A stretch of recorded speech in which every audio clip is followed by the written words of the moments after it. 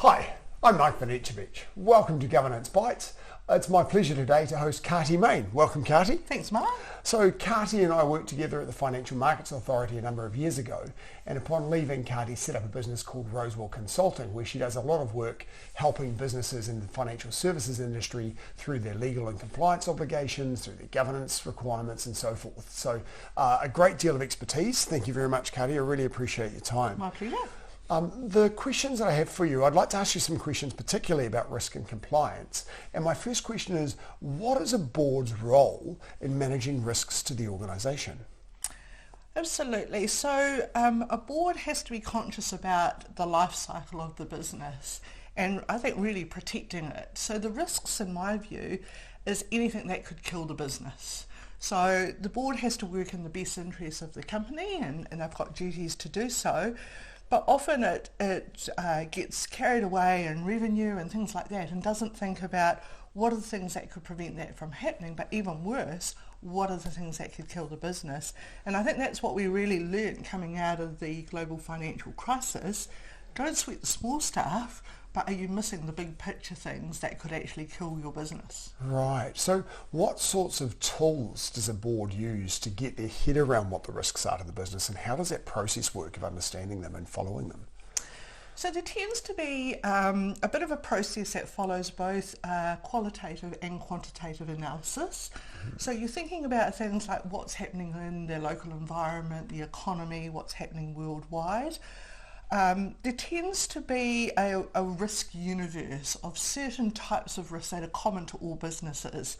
So the four main ones, I guess, are your strategic risk, then you've got your financial risk, your operational risk, and then maybe things like your regulatory risk. So if you start with something simple like 3 or 4 categories and then you unpick each category, it's quite easy to think about risk in the lens of strategically what would kill our business if we weren't thinking about it. So at the moment we're thinking about like disruptors to the industry and so on, different technology that are just coming in and replacing whole business models that could kill your business, right? So if that's not high on your risk radar, the other thing is things like operational risk. There's so much cyber issues in the world at the moment.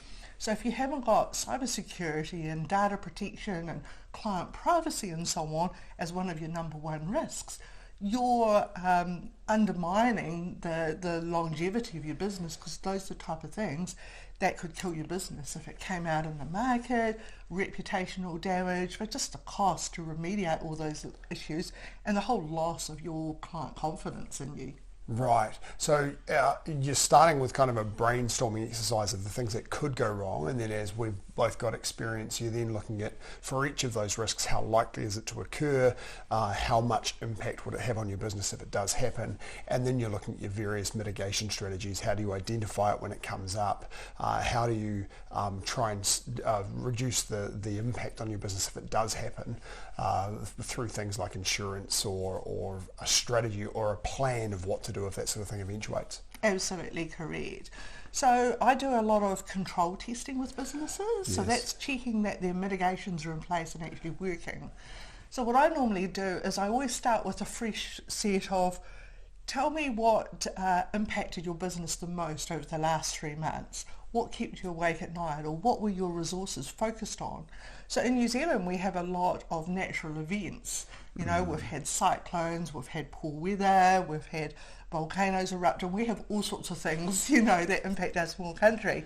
So that for New Zealand would have been a key risk factor in the first half of the year here.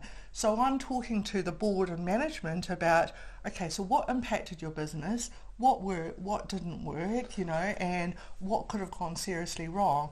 And then when I go in and test the business, I'm looking at, did those controls work for them? Did they work? And then I go through a bit of a process to say, is the control in place? Yes. Often it's not. If it is it actually being used, and is it working the way it was designed and intended? And if it is, then how effective is it? Is it actually doing its job? And the final one is it a cost-efficient way to control that risk? Right. And then I rate those 4 different areas, and once I've got this dashboard of green for all of them, then I'll lower the residual risk and say, it's now a low risk for your business. Once it reaches low, business as usual activity should manage it, and I'll only come and test it periodically. Right. So what I'm doing is I'm constantly focusing on the higher, more significant risks, your reds and your oranges, as it were, significant, catastrophic, moderate risks. If they eventuate, those are the ones that could kill your business. Yeah. So if you're bringing someone like me in to do the control testing, you want to be sure that those key controls are working effectively.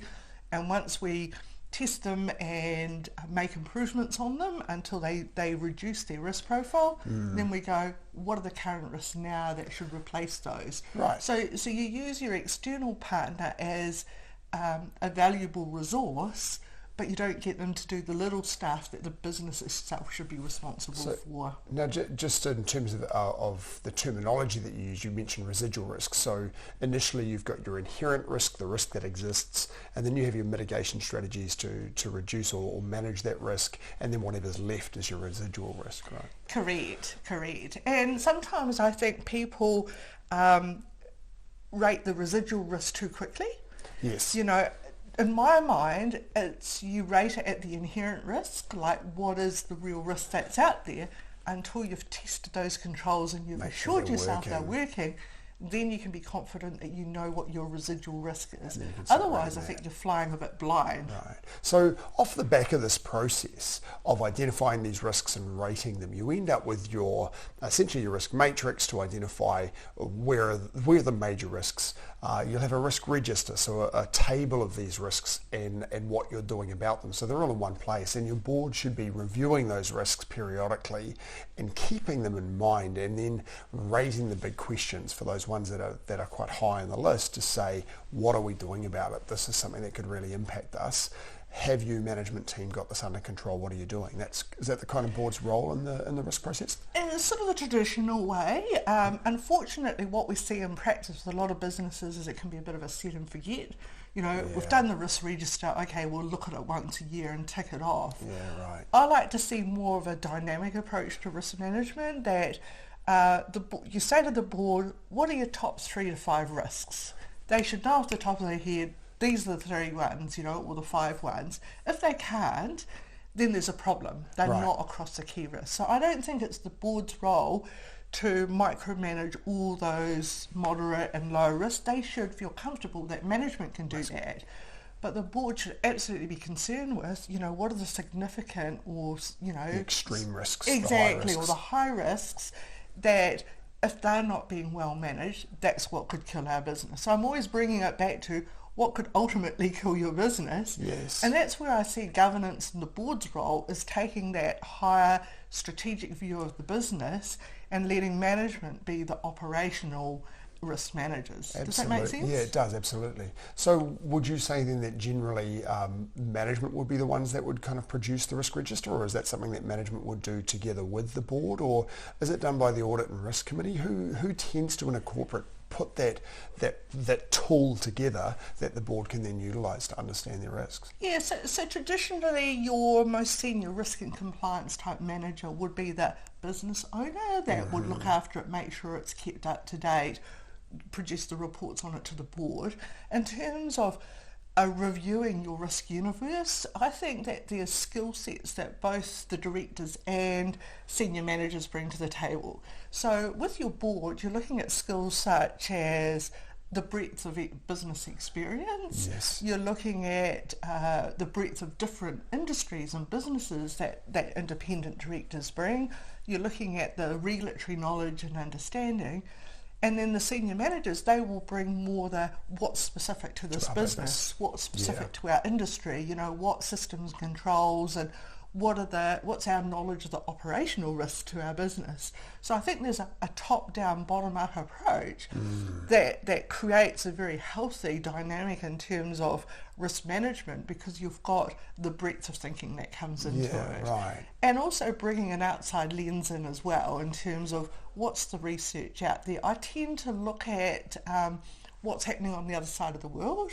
Yes. And every year, some of your big four audit firms, like some of your Deloitte's, PwC's and so on, they will write a threat level, like what are the top 20 threats for 2023? Yes. And every year I pull those off, in January and go, right, what's the outlook? And I compare to what happened the previous year. In general, they nailed the top 5. Yes. Everything they talk about seems to come to pass. So it's worth looking into those things. Right. So for a board, a good process for a board would potentially be once a year having a workshop together with management, maybe an external expert as well, looking at some of those consulting papers from the Big Four, for example, putting all of that into a mix and then coming out with the risks for that business, producing the risk register, evaluating where they're at, having some controls tested, identifying what their residual risks are, and then monitoring those during the year, management taking the moderate and low risks, and the board really having their head around the high and extreme risks. Absolutely, perfect process. And definitely they will change. So at least on a quarterly basis, focus on what are those key risks, Yes. and how's that changing with what's happening in the environment. So it should be part of your board conversation. Yeah, right. Definitely. Another topic really, although it's related, what is compliance? This word, what is it? Well, it's simple really. So regulatory obligations, so what you have to do by the law for your industry. Compliance is just making sure that you do that. So regulatory risk should be one of those top 5 or 7 risks that every business has, and compliance is just the control, the mitigation. What do we put in place to make sure that that regulatory risk doesn't eventuate? Right. So really, it's just integrated in your business, your processes, your procedures, how you do things, how you check things, the culture.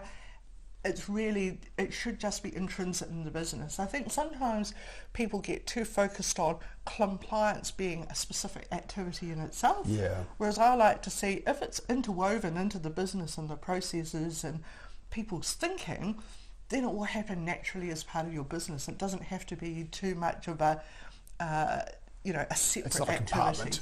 Yeah, exactly. So, and you mentioned there in terms of the policies and the processes and so forth. So ultimately, you've got your obligations that you have to meet, whether they're regulatory or contractual or whatever they are, and then your policies are written to say this is how we meet those obligations. And then you'll have, as part of your policies, a way of checking that everyone's following the policies. And compliance is the angel on your shoulder, just making sure that everyone's doing it, to keep everyone, particularly the directors who have all this liability, safe, to know that everyone in the business is doing the right things. Correct. Back in our regulator days, we used to have the how do you know the question. How do you know that this business is meeting those obligations? And that's where, as a board, fundamentally, it is your role to get that assurances. What are we checking? How do we know? What are we testing? What are we monitoring? How much confidence can we have in that? And that really does sit, with the role of the board. Right. And these are disciplines that have grown up through the corporate world over the last, many, many years, really. Yeah. And they are equally applicable to a not-for-profit world, right? It's just that sometimes the not-for-profit world's a little bit slower to catch up. And it's actually in many ways more risky because the people that are involved in not-for-profits are often volunteers. So they're taking on all this liability and not getting compensated for it other than by their passion, right? Absolutely. Look, I think there's a lot of technical complexities with not-for-profit governance. So in terms of your ultimate stakeholders, you've got this fiduciary obligation to them. So that brings a different dynamic than a for-profit does, which tends to be more focused on the shareholders. Making money. Yes. Exactly. And as you say, you can often have a lot of volunteers as part of it. That again brings a complexity because you can't direct volunteers the way you can employees or contractors, right? So you've got to have a really good skill set of getting everyone's buy-in and valuing all this time and service that they're giving up for the organisation, but still addressing the risks, understanding your obligations, and ultimately understanding your purpose. Like, what are we here for? And it all comes back to what is the purpose. So if you've got a trustee or a society or anything, there'll be some governing document that says, this is what you're here to achieve, why you're here to exist, as you say, and that's ultimately governance, isn't it? Making sure that you're achieving those objectives for that, organisation or for its members or for anyone that you're serving. Yes, right. Now, compliance is a discipline, and risk management as well as a discipline, is something that's been around for again, a long time and happens globally. There's the ISO standard, for example, for risk management. Is risk management and compliance unique in New Zealand, or are we just kind of doing what everyone else does? All countries have their own requirements. Yes. So if you're dealing with an organisation that operates in multiple jurisdictions, then obviously you've got to have local input on what are the local requirements. So you'll have a level of oversight which is worldwide, and then you'll have a level of what's specific to different jurisdictions. Right. But they should all marry up. So it's the same as having a large organisation, right, where you have different areas of the business in different locations. It's the same operating in different, jurisdictions. But you would still have common underpinning themes, the way that we do things, our culture, our expectations and so on, and they really help support delivering that. Right, so the rules of the game will be different from jurisdiction to jurisdiction, but the disciplines of managing and understanding risk and the disciplines of compliance and being that angel on the shoulder and making sure that everyone's doing the right things fundamentally are the same globally. Definitely. The implementation thereof may differ because of cultural differences and so forth, but ultimately it's a standard discipline globally. Yeah, and look, the more you can have consistency of practice, the easier it is to operate at scale and obviously keep the costs down.